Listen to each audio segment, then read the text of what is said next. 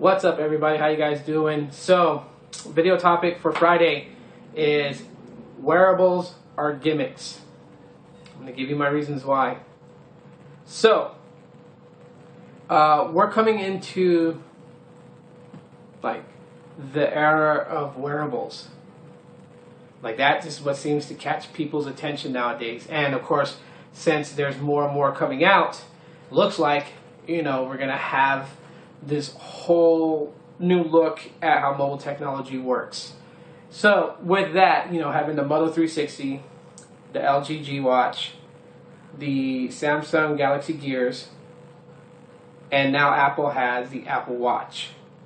And some people are just really getting a whole different perception of this wearable technology and what's going on with it. So the reason why the title of my video is Wearables Are Gimmicks is because that's really what it really is. Like some people that are super psyched about mobile technology, like I get that, I get there from time to time with myself, but we gotta look at it, as what it is. It's just a gimmick. It's not anything that's going to replace smartphones anytime soon, and if that, the future. It is not. I could give a few reasons, but I'll give you the main reason why it won't replace a smartphone, like completely kill it off, and then that's what we're going to be reliant on. And the reason for that is we're in the times of wanting bigger screens. With the release of the iPhone 6, everyone's just been kind of going on Apple about what happened to, you don't need a bigger iPhone, and now there's bigger iPhones. And so that even goes to show that a company as stubborn as Apple, who's believed in its ways so devoutly that they were like never going to make bigger iPhones, and then the 5 came, and then now we have the 6. So if a company like that will eventually go to bigger sizes, then obviously that shows what the demand is. We want bigger. But we don't want superly huge, okay? Like the Galaxy Mega didn't do as good as what people thought it would. One, it did, didn't have the S Pen capability. And two, it was just super big. I mean, literally, it was like, when I held a Galaxy Mega, I felt like as if I was using this DVD case, and thanks to my daughter for loaning me this case. But say this was the Galaxy Mega, like this is what I felt like when I was holding it to my face, like I was talking on it was like talking on a DVD cover.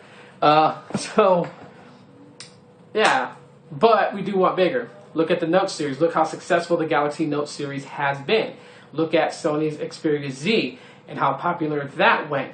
Look at the Nexus brand. The next one coming out is going to be a 5.9-inch display. That's almost 6 inches. We're going bigger. So what in the ever so loving world of mobile technology do people think that wearables is going to replace smartphones when we're constantly building them to be bigger? And why do we need bigger screens? We need bigger screens when we video chat with people. We want better clarity. When we show pictures, we want them nice and big and bright. When we watch movies, we want to be able to see more in detail and not like a 1-inch person walking to a car on the screen. We want them to be like 1.5 inches or 2 so we can see them.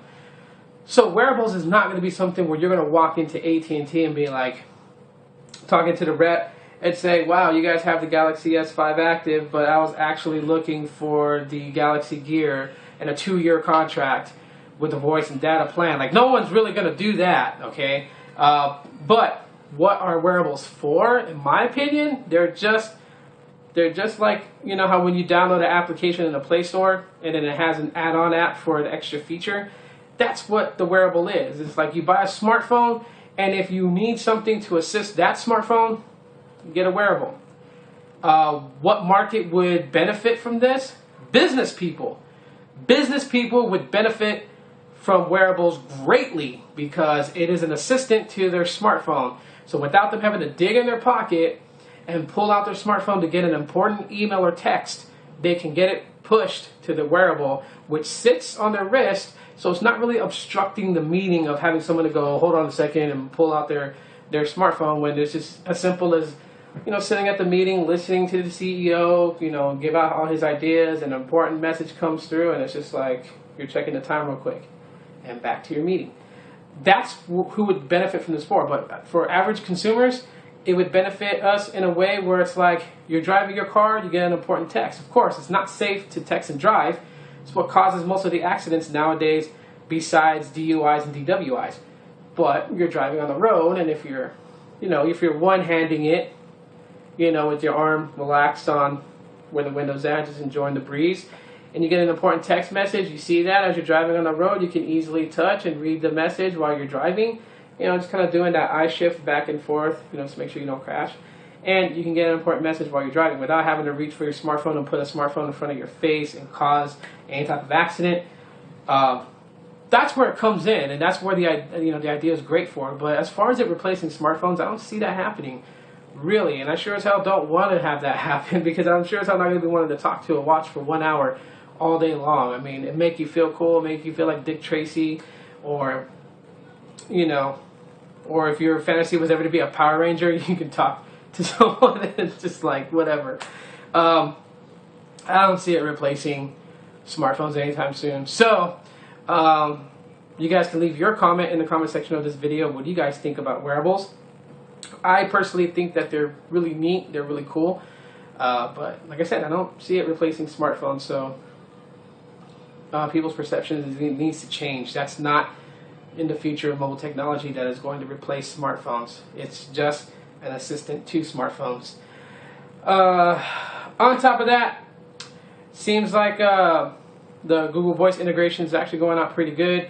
There was one thing I did not mention in my video walkthrough of the new Hangouts update version 2.3, and I'm going to explain that really quick. One of the things that is within the Hangouts is if you go into your settings, and then from settings you go into SMS settings, underneath block numbers it says send SMS from. Now I'll try to get that here for you guys. Let me just, right there on the block number it says send SMS from. What that feature does, and try to get the white balance back so I'm not so pink. There we go. What that does is if you click that, it gives you 3 options in a pop-up like that. And the top option says Smart Reply. The second one says Google Voice Number, and the third one says whatever your mobile service provider is, whether it's T-Mobile, Verizon, Boost. You guys get the point. It'll say that, and I'll show that number. Now, what that means is when you're using the SMS functionality of Hangouts feature, you could choose to have all your text messages sent by Google Voice, by your mobile service provider, or the top option, which was Smart Reply. Basically, what that does is, like, if you text your friend Jim and you text that that person from your mobile service provider, in your text message later on that day, if you go and hang out, you click him, you type a text message, hit send, it's going to go from your mobile service provider. Now, say you have an acquaintance named John. John doesn't know your mobile cell phone number, and you don't want him to. You don't have to. You can, if you text him with Google Voice, Hangouts will know that you use Google Voice to text him, so when you text him later on that day, it will continue to use your Google Voice number. No need to having to switch back and forth in between. So that's what Smart Reply is. And you guys could use that to your advantage, unless you guys use Google Voice as your main number for everything, then that's cool. So basically, yeah, that's the one thing I forgot to mention in that video. So hopefully that helps out. And this does it for Friday's video. Like, again, I say, let me know what you guys think about wearables. And yeah, thanks for watching. Thumbs up if you liked the video. Subscribe if you haven't. Follow on Social Cam if you're on Social Cam watching this. My name is Rob at Tech Savvy, and thank you so much for watching. You guys have a great night.